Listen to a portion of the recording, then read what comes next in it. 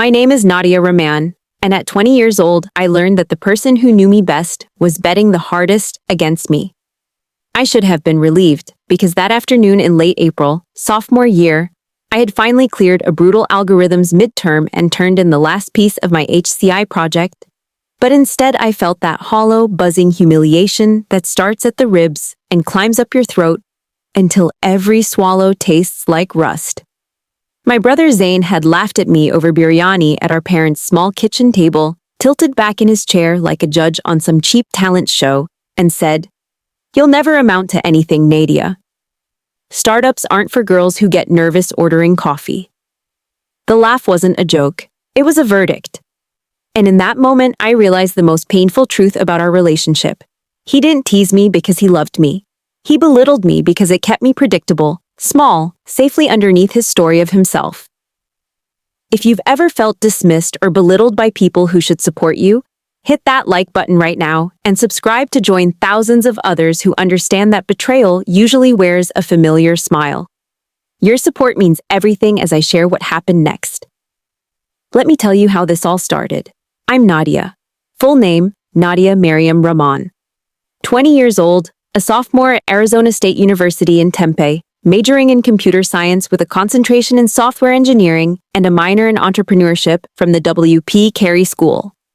My GPA was a clean 3.87 at the end of fall 2024, high enough to keep my President's Scholarship $15,000 per year and my Women in Computing Fellowship $2,500 earmarked for textbooks and conference travel. I lived off campus in a slightly dented 2-bedroom apartment on Apache Boulevard with my best friend and study partner, Lila, a biomedical engineering major who kept color-coded calendars like battle maps. We split the rent, $1,260 total plus utilities, down to the dollar. Lila's plants took the sunny windows. My whiteboard took the wall behind the second-hand couch. On that board, in squeaky marker, I had written a silly, stubborn promise to myself back in January. Pitch day, April 28th, 2025. 5 customers, 1 prototype, no flinching. My family's story is ordinary and heavy as a cast iron skillet. My father, Imran, is 52 and runs a small auto repair shop on the west side of Phoenix. My mother, Samina, is 49 and works nights as a surgical nurse. They came to the US before I was born, carrying more recipes than savings. Zain, my brother, is 4 years older, 24, and graduated 2 years ahead of me with a business degree from the same university. If you had been at our house growing up, you would have seen, for Yo, the pattern without a lab report. Zain was the one who naturally took things apart and made them better, even when he broke them first. The boy teachers called a leader. I was the one who studied quietly and got the grades that were treated like weather, expected. When I brought home a robotics trophy in 10th grade, my aunt hugged me and asked, "Have you heard how Zane's sales internship is going? They really see management potential." I learned early to iron my own celebrations flat so they'd fit neatly under someone else's. I chose computer science because code felt honest. If a function failed, it failed for a reason I could trace. If an interface confused users, I could watch their mouse paths and fix what tripped them. My academic plan wasn't glamorous. Graduate in spring 2027, line up a software engineering internship summer 2026, and, this part embarrassed me to say out loud, build something that mattered to people other than professors. During freshman fall, walking back from the library at 1:10 a.m., I watched a friend clutch her keys like claws because her rideshare canceled at the last second. The campus safety resources were scattered across 3 different pages, and the emergency phones were spaced like museum exhibits. I started sketching an app idea. Quick matching students leaving the same building to walk together, verified through university emails, plus a panic workflow that pinged campus security with exact GPS and building codes. I called it Walkwise in my notes, then crossed it out and wrote Stride, then crossed that out too. The name would come later. The need was loudly, stubbornly there. Money was the other rhythm humming under everything. My scholarships covered tuition, but not entirely the $2,500 annual textbook and software costs, not rent, not the $389 I paid for an old ThinkPad from a graduating senior, not the $120 I dropped on a second monitor at a thrift store because debugging on a single screen felt like threading a needle with gloves on.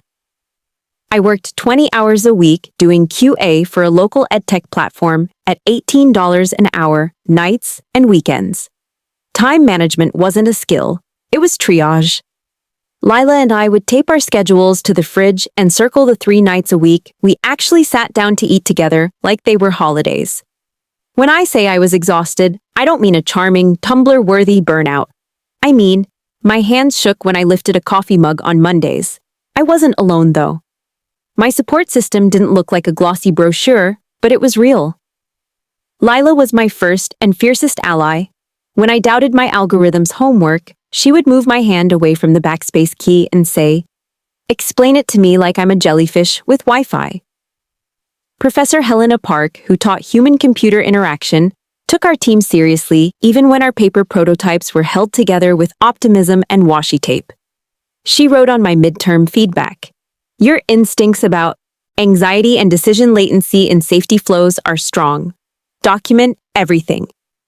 In the campus startup incubator, I found Ishan, a junior in information systems who wrote quietly beautiful back-end code, and Maya, a design student who could coax trust out of a color palette.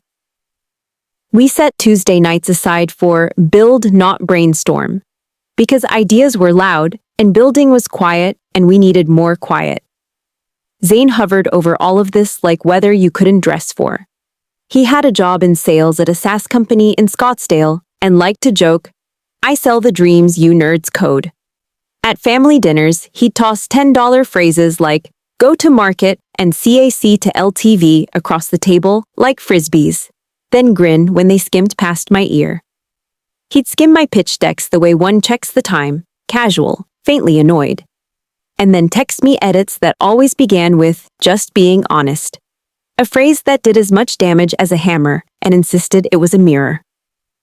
When I landed a spot in ASU's Spring Venture Devils cohort, he said, "Cute. Remember, most cohorts fail." When I got my first letter of interest from the campus security office in March 2025, he said, "They're humoring you because you're a student." When I told him we were piloting with 3 dorms the week of April 21st, he said, "Pilot is a vanity metric if no one pays. There are people who push you because they see something luminous you can't. Then there are people who shove you because they're terrified of what happens if you stand up straight." I ignored red flags I could have stitched into a quilt.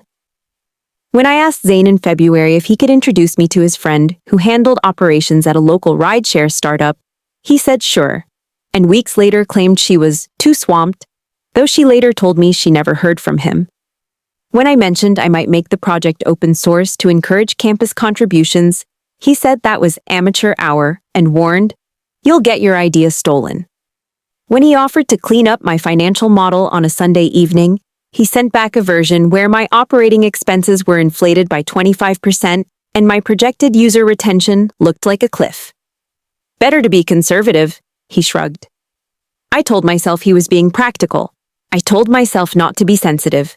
I told myself a lot of things until they sounded like truth. The spring schedule tightened like a knot. Finals week loomed, April 29th through May 3rd, 2025, and pitch day for Venture Devils sat smugly on Monday, April 28th, 2 p.m., in a glass-walled room that made everyone look both important and slightly seasick. The Friday before, April 25th, at 3:45 p.m., my phone lit up with a call from an unknown New York number while I was testing a push notification flow in a deserted corner of Hayden Library. I let it go to voicemail because everything felt like a test I didn't have time to take. I pressed the phone to my ear later and heard a woman say, brisk and crisp, "Hi Nadia, this is Kira from Forbes. We're doing a piece on campus-founded safety tech addressing last-mile anxiety. We'd love to talk. Your prototype metrics look interesting, especially the 78% opt-in rate during the dorm pilot. Email me, kira.j@forbes.com. I stood alone under the cold hum of the lights, next to a poster about interlibrary loan policies, and I laughed. Not joy, disbelief, airless and stunned. I saved the voicemail like it might evaporate. I didn't call back right away. I thought, maybe it's a prank. I thought, Zayn would say Forbes calls everyone. I thought, if I tell anyone and it turns out to be nothing, I will die. So I wrote it down because Professor Park had taught me that documentation is a life raft. April 25th, 3:45 p.m., Forbes call, Kira J. Then I went back to the prototype and found a bug where the panic workflow added 5 seconds when users tapped back into the map. 5 seconds is an eternity when your heart is trying to climb out of your mouth. I stayed up until 2:10 a.m., shaving those seconds, Lila asleep in her room, the apartment breathing slow and heavy like a calm animal. Saturday morning, my mother called to ask if I would come by for lunch. Zayn will be there, she said in the hesitant tone that meant she wished the sentence were different. I went anyway, because you don't turn down your mother's food when she has worked 12 hours in a row. The table was crowded with fried okra and chapli kebabs and a bowl of raita with a sprig of mint pretending to be delicate. My father asked about finals. My mother asked if I needed money for groceries. My brother asked to see my deck for Monday. I showed it because I was raised to share, because sometimes the habit of being agreeable slips the lock on your better judgment. He scrolled through the slides and stopped at the market sizing. "You're selling this to campuses?" he said. "Your TAM is fiction unless you charge actual dollars." I said evenly that we had a price pilot at $2 per user per semester for a dorm-level deployment, bundling in training for resident advisors and a custom reporting dashboard. He laughed like I had told a knock-knock joke and said, $2? You're going to build a $50 million company on cafeteria money? My fork scraped the plate. Who said anything about 50 million? I asked before my frontal cortex could tackle my mouth. He shrugged. It's the number every naive founder mouths when a journalist sticks a mic in their face. He didn't know about the voicemail. I didn't tell him. The secrecy felt like holding a lit match cupped in both palms. Beautiful, dangerous, mine. That afternoon, a small humiliation put on work boots and marched across my day. I posted in our Venture Devils Slack, asking if anyone else had received media outreach and if there were best practices. A senior named Leon replied helpfully with a template. Then, 5 minutes later, a new Slack account popped into our public channel, Ziggy Real Talk, and posted, "Media loves vanity metrics. Focus on revenue, not vibes." No one reacted. 30 seconds later, the account deleted itself. I stared at my screen with the strange, electric certainty you sometimes get when the hair on your arms moves. It was Zayn. Had he made a fake account just to heckle me in front of my cohort? I couldn't prove it. I told myself I was being paranoid. But the wound bled anyway. Sunday was a soft blur of hard work. Ishan deployed a new build to test flight at 11:12 a.m. Maya adjusted the contrast on the "I'm leaving now" button because our colorblind testers had flagged it. I drafted my one-sentence pitch and set it to the bathroom mirror too many times. Stride helps students leave campus buildings, together, fast, with verified walk pairs and a panic workflow that tells security exactly where to go. Lila quizzed me on unit economics while stirring dal. At 9:20 p.m., I sent an email to kira.j@forbes.com with the subject line, ASU Student Founder, Stride, Campus Safety Prototype. 3 bullet points on our pilot numbers and an offer to talk after Monday's pitch.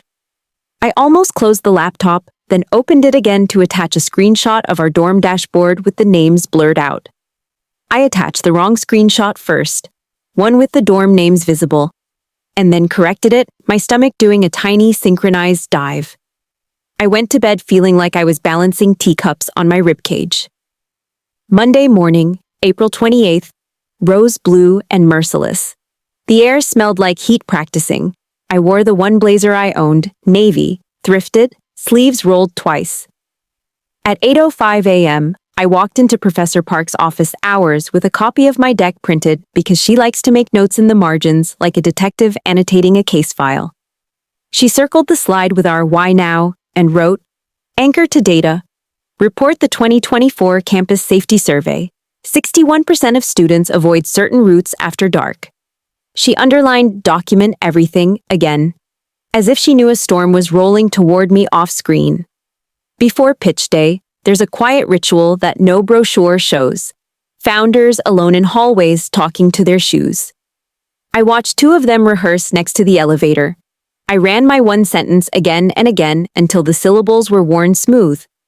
At 1:11 p.m., I got a text from my mother. Praying for you. Don't forget to eat. At 1:16 p.m., I got a text from an unknown number. Remember, revenue greater than claps. The last word landed like a thumb on a bruise. I didn't show anyone. I took a screenshot, evidence, even if it proved nothing, and put my phone face down. At 1:27 p.m., Zane called. I let it go to voicemail. He left a message saying, break a leg. Don't embarrass yourself with tech that no one pays for. The voice in my head that had been raised in his image started to narrate all the ways I was about to fail. The demo would freeze, my mouth would stall, my hands would shake. I breathed anyway. Lila caught my eye through the glass and mimed, inhale, exhale, like she was conducting a choir of lungs. There's a moment when you're about to walk into a room that will judge you, when time becomes a slab of glass and you can see your own reflection walking beside you. I saw the version of me who believed Zane. She was small and tired and already apologizing. I let her walk past and didn't follow. We were the third team to pitch. Ishan sat at the back with the laptop ready in case the demo needed a human miracle. Maya watched faces because she's a face reader the way some people are storm readers. I stepped onto the small square of industrial carpet they call a stage and faced four judges whose pens hovered like mid-flight birds. The lead judge nodded for me to start. I did not look for Zane in the crowded back row. I didn't want to give him the gift of my eyes. My name is Nadia Rahman, I started. And tonight you'll watch at least one student cross campus with their keys jutting between their fingers because that's what fear teaches us about safety. Words have weight. Mine felt like they had put on muscle. I walked them through the problem, the scattered resources, the last-minute ride cancellations, the routes students avoided not because of data, but because of stories. I showed them the prototype, tap, leave now, match with someone leaving the same building, walk together, safety timer running in the background, one button if anything feels wrong. I cited numbers, 1,236 students opted into the pilot across 3 dorms in the week of April 21st to 27th. 78% kept notifications on. Response time for a stage panic alert dropped from 4:42 to 2:09 when security had exact GPS and building codes. I said the price out loud, $2 per student per semester at the dorm level. Because courage sometimes sounds like math. The demo behaved, mostly. The app hiccuped when I toggled the timer. I smiled and kept going. When I finished, there was a moment of airless quiet, then a shuffle of pens. The questions were not cruel, which felt like a grace. How do you prevent misuse? What about liability? Retention after the novelty fades? I answered like I'd practiced at 1 a.m., like I'd practiced washing dishes, like I'd practiced being told no. When it ended, one judge said, "You're clearly close to the problem," in a way that sounded like both a compliment and a caution. I stepped off the carpet square, and my knees briefly became strangers. In the hallway, I took my phone off Do Not Disturb. 2 messages waited. One from Kira at Forbes. Saw your pitching today. Quick question. Any plans to expand beyond campus? And one from Zane. A single screenshot.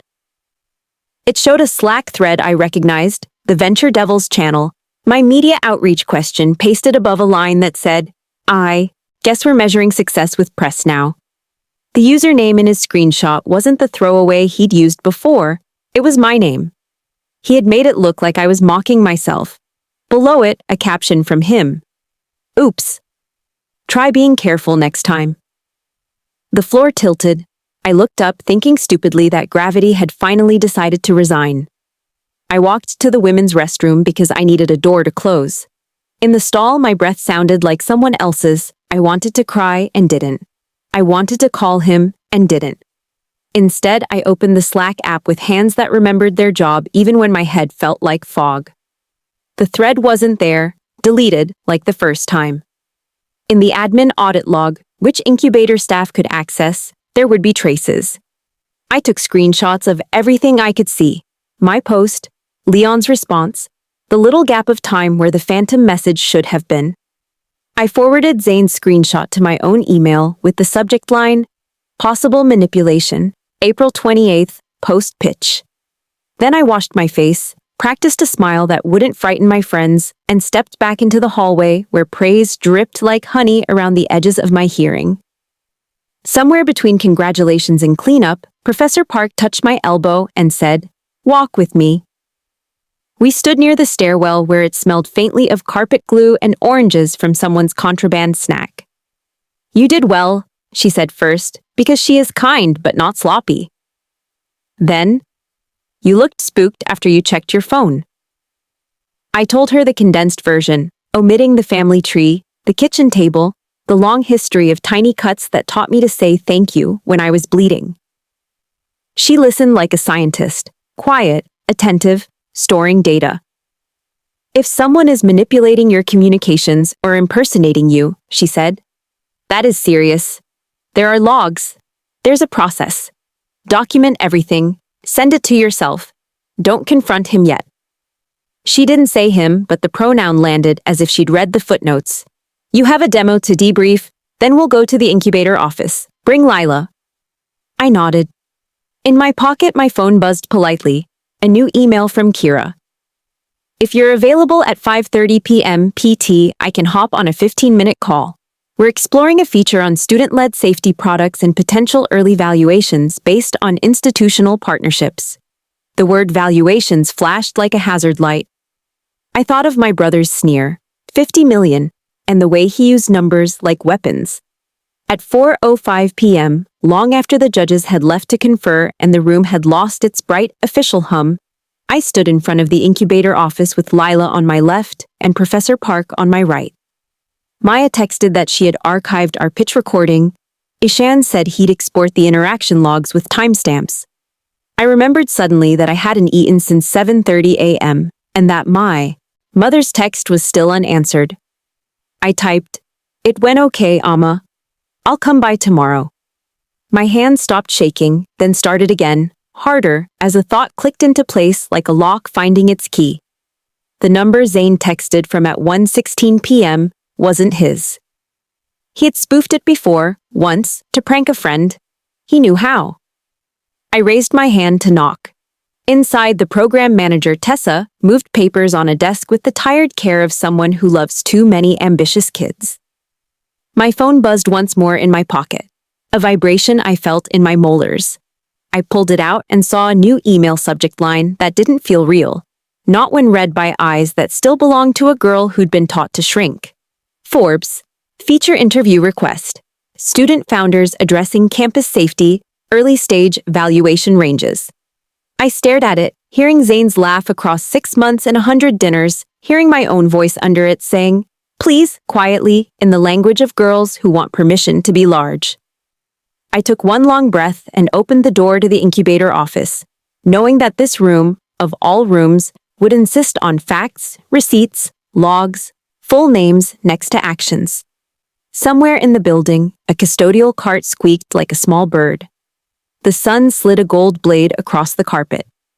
I stepped forward, not finished, not fixed, not triumphant, just done with the math of making myself small. And as Tessa looked up and said, "What's wrong?"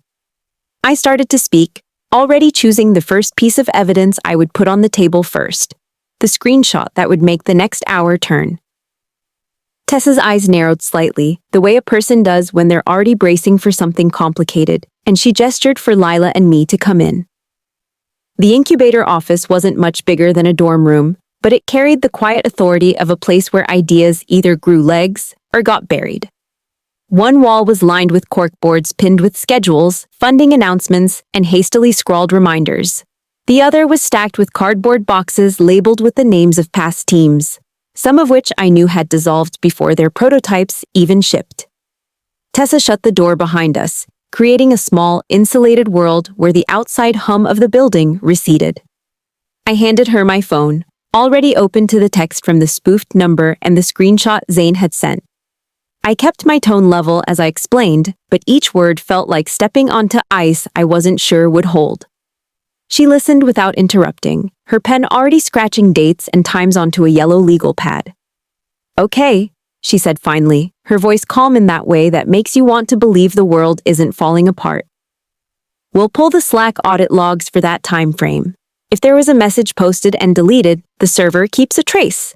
The fact that you received a manipulated screenshot immediately after is relevant." Her pause was deliberate, giving the word relevant more gravity than any accusation could. Leela, who had been pacing in the corner with her arms crossed, finally spoke up. "It's not just about this one incident," she said, her voice tight. "It's a pattern. He's been undermining her work for months, feeding her bad advice, blocking introductions, making her doubt herself. This is the first time there's something tangible." I could feel the heat climbing my face at her bluntness. It was one thing to live with a slow erosion of confidence. It was another to have it exposed under fluorescent lights where nothing could hide in shadow. Tessa turned her attention back to me. "If you want the university to take action, we'll need a complete timeline. Start from the earliest point you think there's been interference, dates, times, context, copies of any messages. And Nadia, don't delete anything, even the stuff that feels too small to matter." Her gaze was steady. Small things become big things when they connect. We moved from the office to one of the small glass meeting rooms down the hall, where the air smelled faintly of dry erase markers and last week's pizza. I set my laptop down and opened a new document, typing incident log in bold at the top. The act of naming it made it real in a way that felt both empowering and terrifying. Lila pulled up her calendar and started calling out dates she remembered. Times when I'd mentioned Zane giving me misleading feedback, when I'd mysteriously lost contact with potential mentors, when my files had inexplicably been corrupted after letting him clean up my work. As the list grew, it was like laying out pieces of a puzzle I had been too close to see. February 7th email to rideshare contact never followed up on. March 3rd, financial model inflated expenses. March 12th, warning about idea theft, right after I mentioned open source. April 14th, unexplained Slack message deletion during cohort Q&A. Each entry was a small nail, and I could feel the shape of something sharp beginning to form. By 5:10 p.m., Tessa returned with a printout from the Slack audit logs. She laid it on the table like it was evidence in a courtroom. There it was, April 28th, 1:18 p.m., message posted in the Venture Devils channel from user Nadia Ijirus R. Then deleted at 1:19 p.m. The content matched the tone of the fake screenshot Zane had sent me. My stomach twisted. The timestamp matched almost exactly with the text I'd received from the spoofed number telling me, revenue greater than claps. It wasn't just circumstantial anymore, it was linked. Tessa tapped her pen against the log. "You see? Even if the username matches yours, the IP address doesn't. This was sent from a device outside the university network, masked through a VPN. That's not something someone stumbles into by accident." Her voice was cool, factual. "If we escalate this, the IT security team can cross-reference the VPN's entry point with known accounts. Depending on the service used, we might even trace it to a billing record." I sat back in my chair, my pulse roaring in my ears. This was the moment where I could still back away, still tell myself it wasn't worth the fight, still protect the fragile peace of family gatherings by pretending I hadn't seen what I'd seen. But every memory of Zane's smirk, every time he'd clipped my ambition down to a safer size, crowded my throat. I thought about the voicemail from Forbes sitting in my inbox, waiting for me to decide whether my story was going to be about fear or about proof. "Let's escalate," I said quietly, the words tasting like steel. Lila put her hand over mine under the table, her grip firm. We left the incubator after 6, the sun already sliding low over the Tempe skyline. The light made the red bricks of the engineering building glow like they were lit from inside, and for a moment, the campus looked like a place where nothing bad could happen. I knew better now.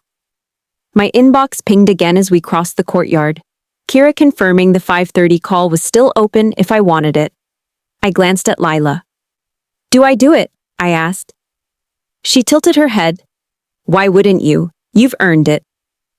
The answer in my chest was heavy, because the more visible I became, the harder he would try to knock me down.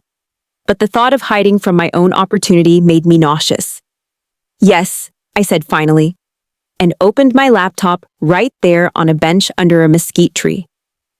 The call was brisk and professional. Kira had clearly done her homework. She asked about our pilot, our projected growth if adopted by 10 universities, our plans for expansion into corporate campuses. She didn't flinch at the $2 price point. In fact, she said, "Low barrier to adoption is your edge." My hands stopped trembling halfway through the call, replaced by a strange, buoyant focus. At the end, she said, "We're publishing next week. There's interest from our business desk in tracking early-stage valuations. Would you be comfortable if we included a speculative range based on market comparables?" I thought of Zane's mocking 50 million and almost laughed, but the sound came out as something steadier. "As long as the methodology is clear," I said. She chuckled. Spoken like a founder who knows her receipts. When I closed the laptop, the campus had shifted into its twilight rhythm. Students biking home, the library's windows glowing. Lila was scrolling through her phone, but she looked up when I exhaled. "Well?" she asked. "It's happening," I said. And then, softer. "I think he's going to lose." She didn't ask who. She didn't have to. What I didn't know then was that escalation wouldn't be as simple as walking into an office with my screenshots. It would mean pulling in the university's IT security division, sitting through sterile meetings with administrators who wanted the mess cleaned, quietly, and deciding how much of my family history I was willing to let strangers dissect. It would mean facing Zane not in the kitchen or over a dinner table, but in a space where every word was transcribed and every pause was loaded. And it would mean understanding that the closer I got to proving the truth, the more desperate he would become to rewrite it. The first sign came 2 days later, in the form of an email that should have gone to my university inbox, but instead landed in my personal account. The subject line read, "Regarding your conduct in Venture Devils." The email sat in my inbox like a coiled snake, its subject line carrying the kind of sterile accusation that could drain blood from a person's face before the body even registered the words. "Regarding your conduct in Venture Devils" came from a sender listed only as Program Administration. No personal name attached. Just the kind of institutional opacity that suggested either a clerical formality or a deliberate attempt to unsettle. My fingers hesitated over the trackpad before clicking. Inside was a single paragraph. "Concerns have been raised regarding the authenticity of certain communications in the Venture Devils Slack workspace and their attribution to your account. As program integrity is of paramount importance, we are initiating a review. You will be contacted to schedule an interview with the review committee within the next week. Please preserve any relevant materials." There was no signature, only the university crest stamped into the bottom margin like an impersonal seal of judgment.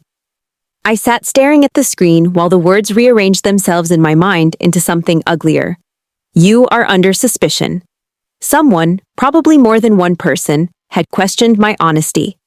And in the cruel symmetry of manipulation, the accusation was the exact inverse of what I had been living for months.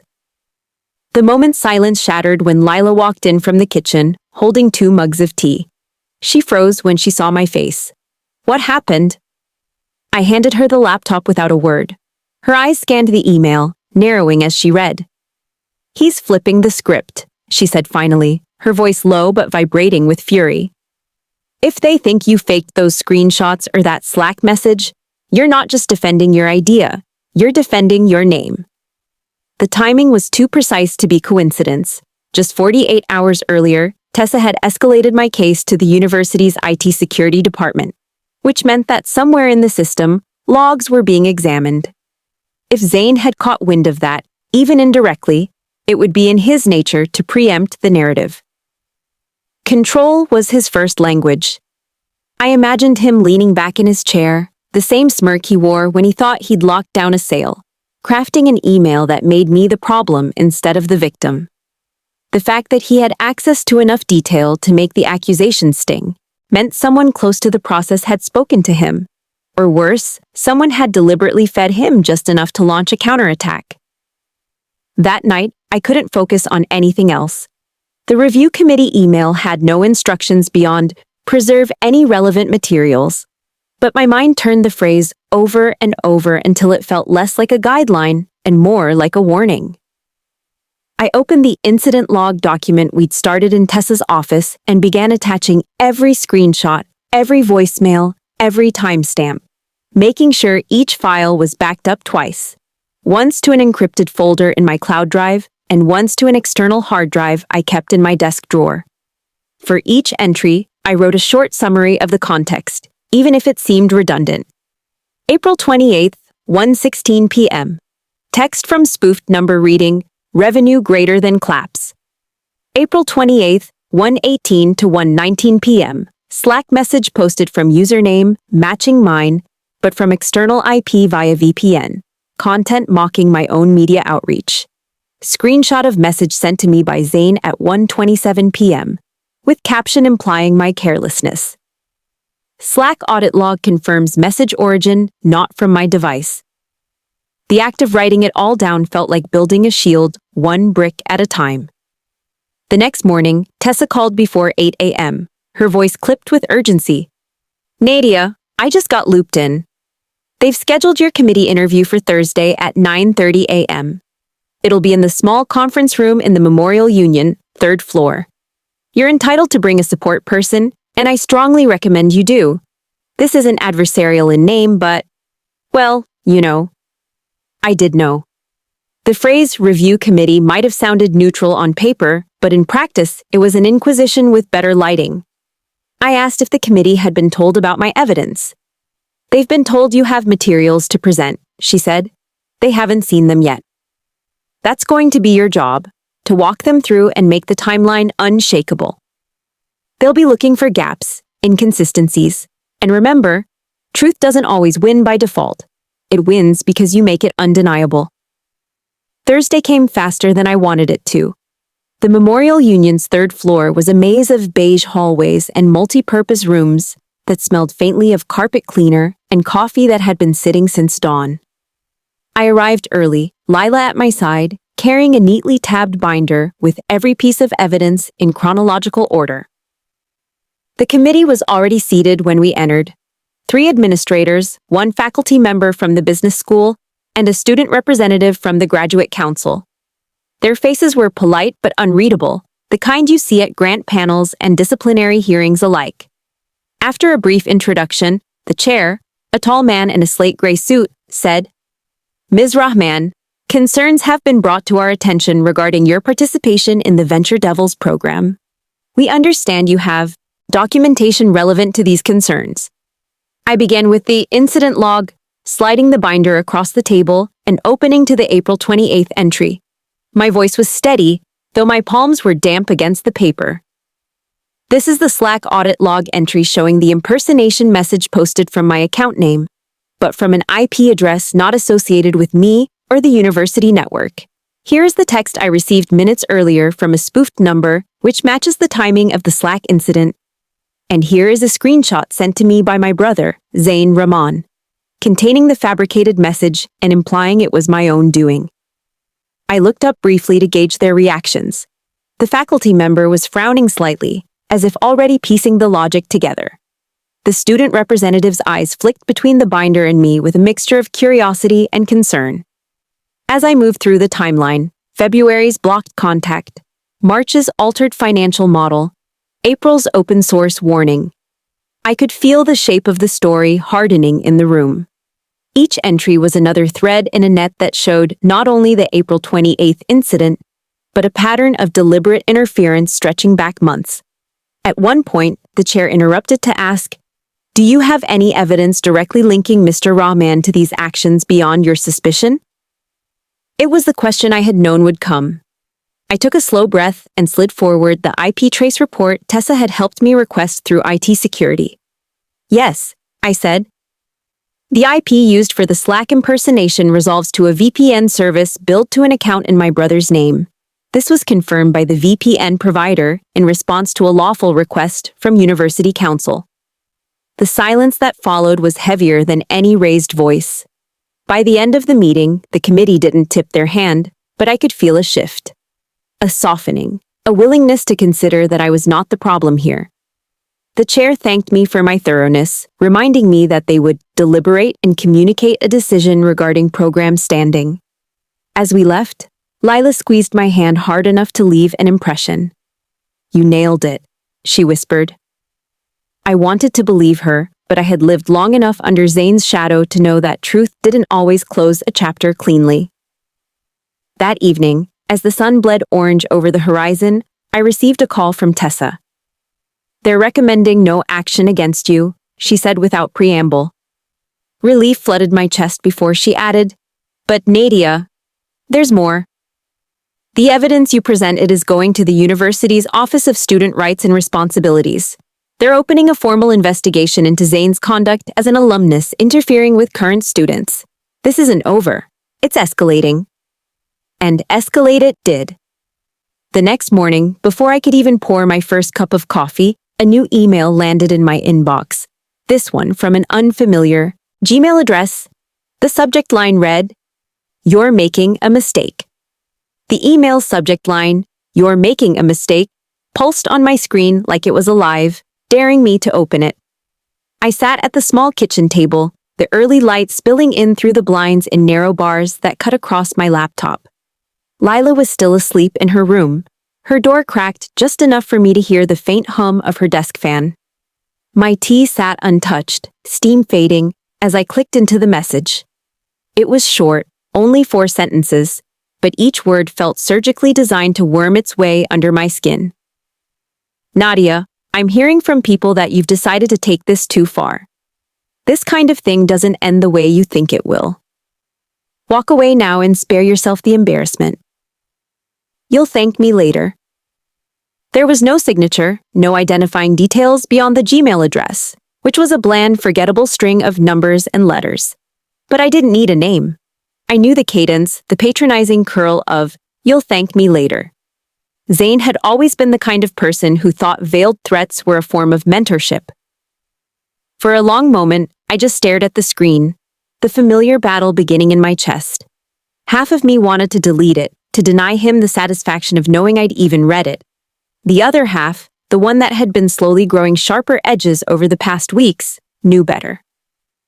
I took a screenshot, saved the raw EML file to my drive, and forwarded it to Tessa with the subject line, "Possible intimidation attempt, May 2nd, 2025. My hands were steady as I typed, but the air in the apartment felt heavier, like something toxic had seeped in under the door. When I hit send, I sat back and exhaled slowly, reminding myself of the new rule I had set for my life. Nothing disappears. Everything gets documented. Tessa's reply came 20 minutes later, even though it wasn't even 7:30 a.m. yet. "Got it. Keep everything. We'll have IT pull the header data to trace the origin. I'll also alert the Office of Student Rights that this could be connected to the ongoing investigation." Her calm efficiency was grounding, but I could still feel the echo of the email in my chest. Zane wasn't just trying to undermine my credibility anymore. He was trying to rattle me into retreat before the investigation closed in on him. And that meant one thing. The evidence we had was doing damage. Classes had ended for the semester, which left the campus with that strange, liminal quiet where the air itself feels like it's waiting for something. My project team had mostly gone home for a brief break before summer internships, but Lila stayed close, sensing that I was operating on some kind of tightrope. That afternoon, we walked across the mostly empty courtyard to the IT security offices, a place tucked behind the main library with frosted glass doors and the faint buzz of servers in the background. A tech named Matteo met us in the lobby, clipboard in hand. "You're the one with the Slack impersonation case?" he asked, his voice curious but professional. I nodded, and he led us into a narrow room lined with monitors and tangled cables. He wasted no time pulling up the email headers from the Gmail message. Whoever sent this routed it through a common relay service, but they made a mistake, he said, pointing to a line of metadata on the screen. They didn't mask the originating IP fully. See this? He zoomed in on a string of numbers. That address traces back to a residential ISP in Scottsdale. Same block of addresses as the VPN billing record you brought us last week. My stomach sank, not from fear, but from the clarity. It was him. Again. Matteo printed the trace results and stapled them to the incident file, sliding a copy across the table to me. This is enough for us to connect the dots. Whether the university pursues this further, that's up to the Office of Student Rights. On the walk back to the apartment, Lila kept glancing at me. You're too quiet, she said finally. I'm thinking, I replied. It wasn't a lie. The more I thought about it, the more I realized this wasn't just about defending myself inside the university's walls. Zane had crossed into territory that could have real legal consequences: harassment, intimidation, interference with an academic program. And while I had been content at first to let the institutional process handle it, I was beginning to see the limits of that approach. Universities don't like public messes. They prefer quiet resolutions that protect their own image, even if it means the harm is never named aloud. But Forbes was still planning to run their feature next week. My name, my project, my work. It was about to be in a national business publication. If Zane escalated again after that, it wouldn't just be my academic standing at stake, it would be my career. That night, sitting cross-legged on my bed with my laptop balanced on my knees, I drafted an email to a lawyer I'd met briefly at a Women in Tech networking event in March. Her name was Sarah Klein, and she specialized in tech founders' rights and intellectual property disputes. I had kept her card just in case, never imagining I'd need it this soon. My email was short, factual, and stripped of any emotional flourishes. I am a current ASU student founder experiencing ongoing harassment and interference from an alumnus, which has now extended into impersonation and intimidation. I have documented evidence of these actions, including IP traces, manipulated communications, and witness corroboration. The university has initiated an investigation, but I am seeking advice on parallel legal options. I hit send before I could second-guess myself. 2 days later, Sarah called. Her voice was warm but direct, the kind of tone that makes you feel like you're already on steadier ground. I've reviewed the materials you sent, she said. You have a strong case for both civil action and a formal harassment complaint. The challenge will be balancing this with the university's process, but it can be done. We'll need to preserve the integrity of your evidence chain. No sharing screenshots on social media, no discussing specifics outside of official channels. If he's warned you to walk away, that tells me he knows he's exposed. That's leverage. Hearing someone else say the word leverage in connection to Zane felt like a shift in the ground beneath me. For so long, he had been the one with the upper hand. Sarah suggested we begin with a cease and desist letter, something formal on her firm's letterhead, that would signal to Zane that his actions were now on a legal radar. It's not about scaring him, she said, though it might. It's about drawing a clear boundary and creating a paper trail that will matter if this escalates. I agreed, and by the end of the call, she had promised to draft the letter by Monday. I hung up feeling a strange mix of relief and dread. Relief that someone was finally standing between me and Zane's quiet, calculated cruelty. Dread because I knew that he would read that letter not as a warning, but as a challenge. The following morning, I woke to another email notification, this time from Kira at Forbes. The subject line read, "Fact-checking and final questions before publication." The body was straightforward, a list of details to confirm, a request for high-resolution photos, and one question that made my breath catch. Can you confirm if you've experienced any pushback or interference in launching your product? It was a journalist's way of cracking a door, offering me the choice to step through and make this part of the story. I sat there, staring at the blinking cursor in the reply window, knowing that whatever I typed next could either keep this conflict contained to campus or pull it into the open for the world to see. I hadn't decided yet when my phone buzzed with a text from an unknown number. This one didn't bother with pretense. Last warning, stop before you regret it. The text glared at me from the phone screen, its blunt threat leaving no room for misinterpretation. Last warning, stop before you regret it. There was no fake pleasantry this time, no attempt at couching malice in concern. It was stripped bare, a message that knew it didn't need flourish to rattle me. My first instinct was the one I'd been trained into by years of navigating Zane's moods. Ignore it, pretend it never arrived, let it dissolve into the static of everyday life. But that reflex belonged to the old me, the version who believed silence was survival. I had spent the past few weeks dismantling that version piece by piece. So instead, I took a screenshot, forwarded it to Sarah with the subject line, Escalation, May 5th, and then attached it to my evidence log with the year, exact timestamp and location data.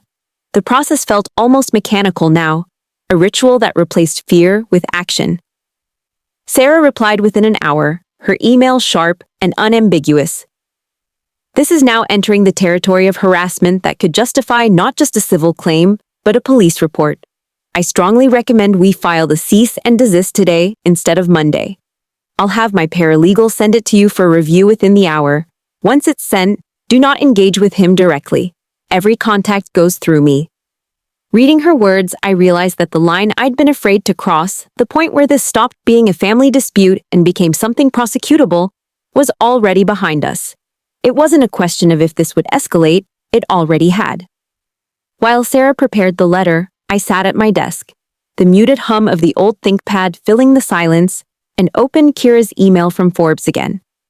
Her question about pushback or interference now felt almost like a lifeline. I could feel the temptation to burn the whole story into her inbox. Every screenshot, every incident, every manipulation Zane had engineered. It would be satisfying, yes, but Sarah's voice echoed in my mind. No specifics outside official channels. I typed a careful response instead. I have encountered challenges in launching the product, but those are currently under review through official processes. I can share more after resolution. I hit send, my chest tightening with the knowledge that while I'd given her almost nothing, the omission itself might make her dig deeper. By midday, Sarah's draft of the cease and desist arrived. It was clinical, each sentence built from legal steel. It cited specific dates and behaviors: impersonation on April 28th, intimidation via email on May 2nd, threat via text on May 5th, and ordered the recipient to cease all direct or indirect contact, including through digital or third-party channels with my client, her associates, and her academic or professional partners. Reading my life in the cold language of legal documents was strange. It made Zane's actions look smaller in some ways, stripped of their emotional weight, but also more damning, like the outline of a shadow showing its true shape. Sarah sent it via email and certified mail, both with delivery confirmation. He'll get it before the weekend, she wrote. We'll see how he responds. That night, Lila and I stayed up late, the two of us sprawled on the couch with our laptops. She was working on a summer research proposal. I was sifting through my inbox for any trace of other suspicious messages I might have missed.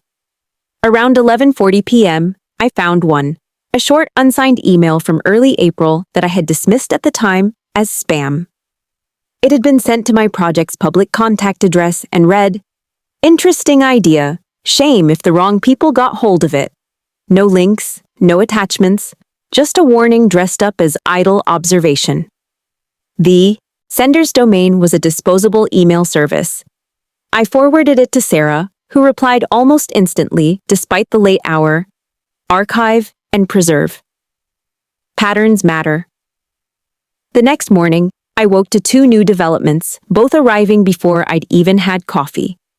The first was a short message from Sarah. Cease and desist delivered, signed for at 8:14 a.m. The second was a voicemail from Tessa, her tone taut with urgency. "Nadia, call me as soon as you can. The Office of Student Rights has scheduled a formal hearing for next Thursday. They want to review all evidence, including the new harassment messages. They've also requested that the accused be present to respond." My stomach tightened at the word, present. It meant I would have to face Zane in a room where every word was recorded, every glance observed, every piece of history dragged into the light. When I called Tessa back, she confirmed what I already suspected. Zane had been formally notified of the investigation and the hearing date. "He can bring representation," she said, "but so can you. I'll be there, and I'd recommend having your attorney present as well. These hearings can be intense, especially when family is involved." I could hear the unspoken warning in her voice. "Prepare yourself." This wasn't going to be another quiet meeting in a conference room. This was going to be the kind of confrontation you didn't walk away from unchanged. The days leading up to the hearing were a strange mix of ordinary tasks and high-alert preparation. I still had to wrap up end-of-semester administrative work, submit final grades for my peer tutoring hours, and clean up the incubator workspace before summer. But in between, I was working with Sarah and Tessa to compile a master evidence packet, one that not only documented each incident, but mapped them against a timeline of my project's milestones. The goal was to show that every spike in Zane's interference coincided with a moment of progress for me: the Venture Devil's acceptance, the pilot launch, the Forbes outreach. It wasn't just harassment, it was targeted sabotage. On the night before the hearing, I found myself standing at the apartment window, looking out at the darkened campus. The palm trees along the main walkway swayed gently in the warm wind, the kind of scene that usually made me feel calm. But all I could think about was how, in less than 24 hours, I'd be sitting across from my brother with a panel between us, the past few months distilled into exhibits and statements. I tried to imagine his face when he realized the evidence was irrefutable. Would he get angry? Would he play the victim? Would he smirk like he had in our parents' kitchen, certain that he could talk his way out of anything? When I finally pulled myself away from the window and sat down on my bed, my phone buzzed with a new notification. It was an email from an unfamiliar address, the subject line reading, "Before, tomorrow you should know." The subject line, "Before tomorrow you should know," burned in my inbox like a flare. I stared at it, the glow of my laptop screen catching the edge of my coffee mug, untouched for the past 20 minutes. My first instinct was to forward it to Sarah without opening it, but curiosity had always been my most dangerous habit. I clicked. The email was longer than I expected, several paragraphs, no greeting, no sign-off, written in the sort of clipped but calculated tone that told me every sentence had been crafted to land like a blow. "You think you have the upper hand because of your little pile of screenshots and logs," it began. "But you've never stopped to consider what people might say if they knew the full story. You've left out the parts that make you look less like a victim and more like someone willing to bend rules when it suits her. Do you want the committee to hear about the closed source code you used in your early prototype without permission? Or the confidential data you accessed during your internship that somehow informed your market research? If you think your friends will keep covering for you when they're asked under oath, you're more naive than I thought. Walk into tomorrow's hearing ready to face all of it, or walk away now." My hands tightened into fists, the skin of my knuckles stretching white. The accusations weren't just false. They were precisely engineered to sound believable to someone who didn't know the context. Yes, I had used a closed-source codebase early in the project, but it was my own.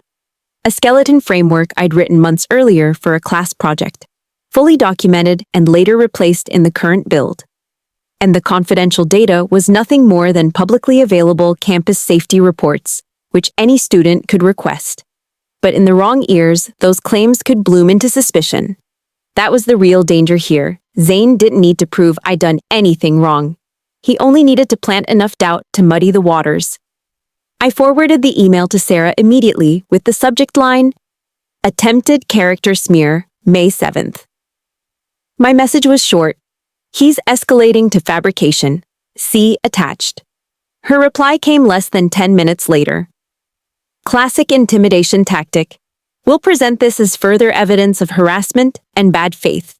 Keep every word of it.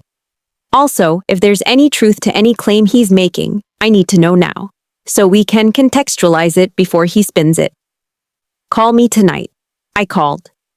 We went over each accusation point by point, me walking her through the history of the codebase, the origin of the data, and the steps I had taken to ensure every element of my work was above board. Sarah listened without judgment, asking precise follow-ups, her voice steady enough to keep me from unraveling. By the end of the call, she sounded almost amused. "He's throwing paint at the wall, Nadia. He's hoping something sticks before tomorrow. We'll be ready." Sleep didn't come easily that night. I lay in bed, staring at the faint shadows of the blinds across the ceiling, replaying every possible version of tomorrow's hearing in my head. I saw Zane walking into the room in a pressed suit, his voice smooth, spinning stories that cast him as a concerned brother, not a saboteur. I saw the committee leaning forward, pens poised, faces unreadable.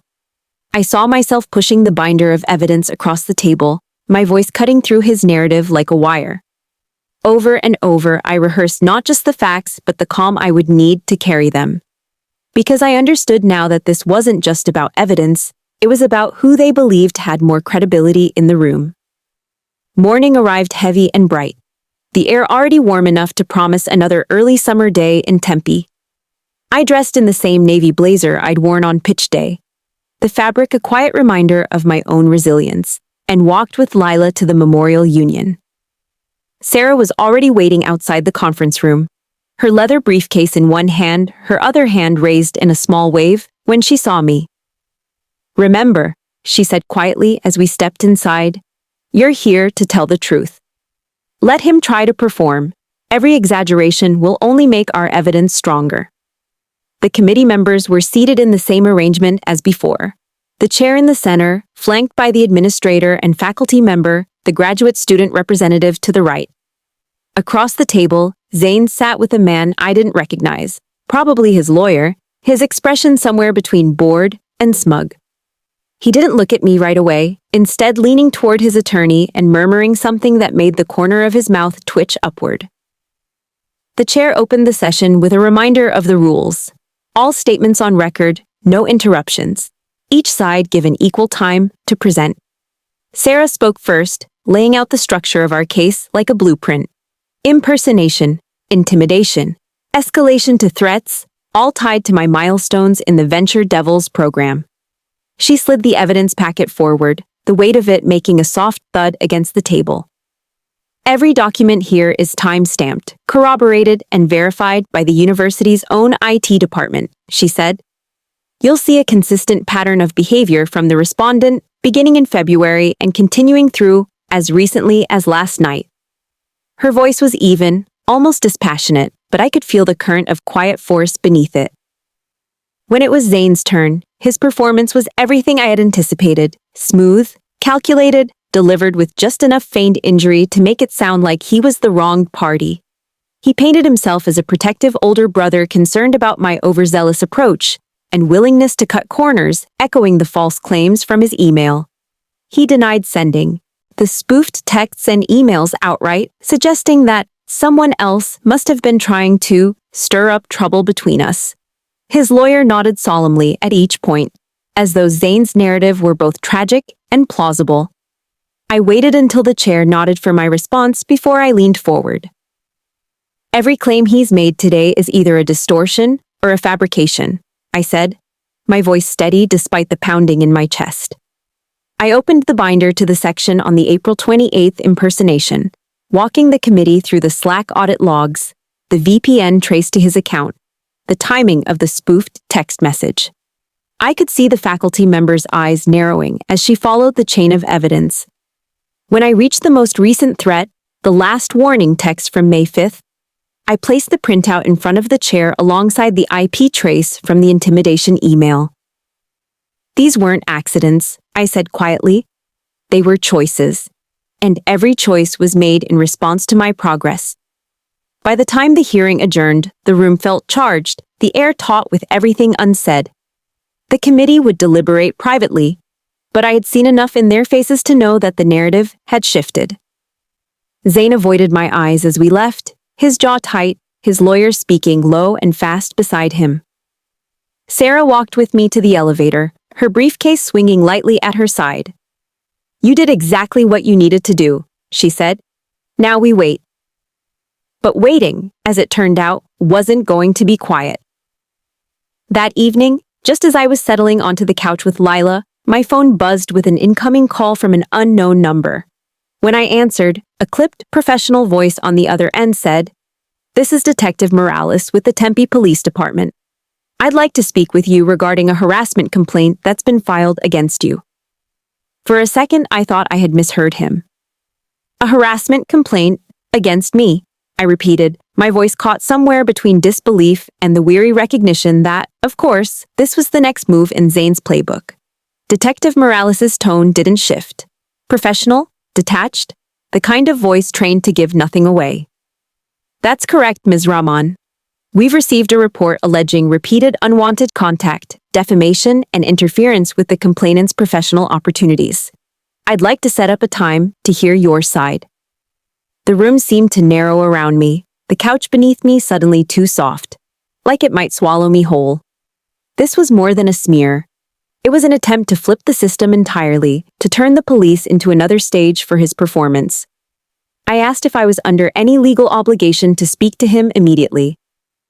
"No," Morales replied. "You can have counsel present. We encourage it." That gave me the sliver of breathing room I needed. "Then my attorney will reach out to you to arrange it," I said, my voice steadier than I felt. When I hung up, Lila's face was already pale with anger. "He's not even pretending anymore," she said. "He's trying to bury you under so many accusations that no one remembers what he did." Sarah answered on the second ring when I called. "I was expecting this," she said flatly after I explained. "It's a retaliatory complaint. We'll handle it the same way we've handled everything else, methodically. You are not to speak to him or his counsel outside of me, and you are not to delete a single thing. I'll contact Morales directly and arrange an interview where we present the full context, including the university's findings when they're ready." Her calm, almost surgical approach was a relief. Still, the knowledge that Zane was willing to weaponize law enforcement against me left a sour, metallic taste in my mouth. The next few days blurred into a strange, high-tension limbo. The university had yet to release the hearing outcome.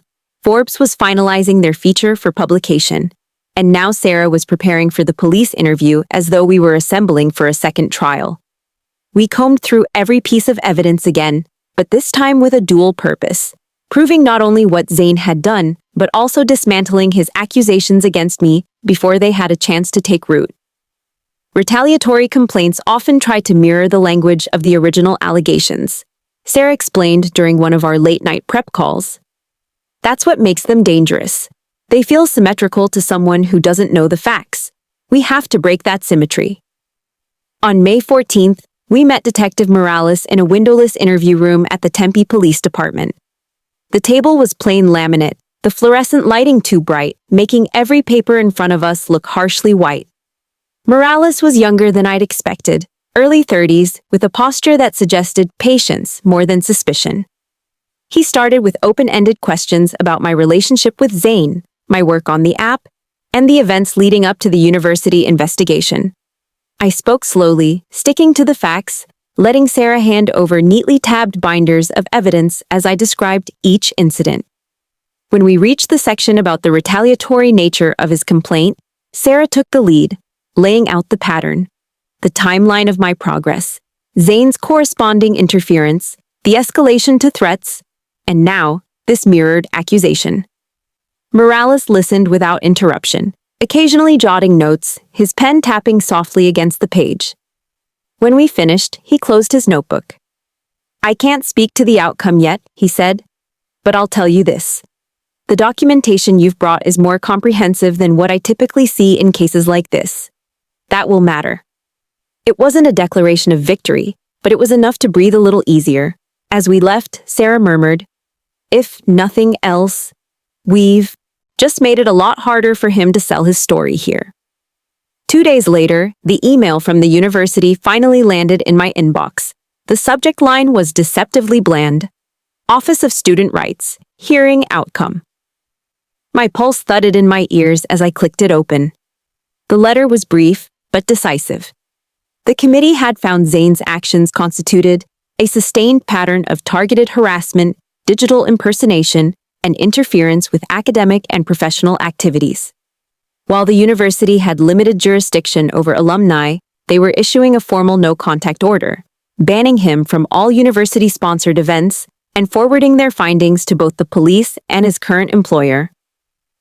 Reading those words, I felt something inside me loosen. Like a knot I'd been carrying in my chest for months had finally slipped free. That evening, Forbes published their feature. My photo, taken in the incubator's glass-walled meeting room, sat at the top of the page beside the headline, Student Founders Campus Safety App Gains Momentum Amid Challenges. The piece mentioned the pilot results, the upcoming summer development sprint, and hinted at ongoing obstacles without naming Zain directly. But the subtext was there for anyone who read between the lines. I'd kept building, even when someone tried to break me down. My inbox flooded with messages from strangers, students, founders, even campus safety officers, telling me they believed in what I was doing. I wish I could say that was the end of it, that the police interview closed the book on Zain's campaign. But the truth is, even as I sat on the balcony that night, the city lights winking below, I knew people like him don't just walk away. They wait for the next opening, the next crack to wedge themselves into. The difference now was that I wasn't afraid of that anymore. I had my evidence, my allies, my work, and I knew how to fight. Somewhere in the dark, my phone buzzed again. A new email. The subject line read, "We're not finished."